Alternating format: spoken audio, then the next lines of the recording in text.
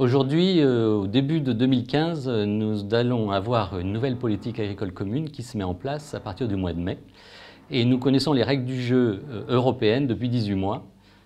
Pourtant, au niveau français, les déclinaisons ont été réalisées dans la douleur et au compte-gouttes, ce qui fait qu'aujourd'hui, on n'a pas tous les éléments d'appréciation de comment vont être transférées les références de l'ancienne PAC à la nouvelle PAC.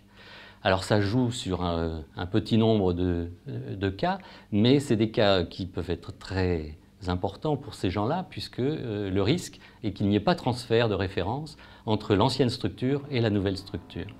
Aujourd'hui, c'est un constat quand même anti-économique de s'apercevoir qu'une nouvelle réglementation qui se met en place et qu'on devrait connaître depuis 18 mois bloque les projets. C'est-à-dire que des projets qui étaient prévus en 2014 ont été reportés et sont toujours en attente de l'échéance du 15 mai 2015 qui, par sécurité, sera un peu le moment où on pourra commencer à faire des transferts à risque. Alors, ces transferts à risque, c'est des situations particulières, transferts de fermier à fermier, des transferts avec changement de société, mais qui sont finalement relativement fréquents.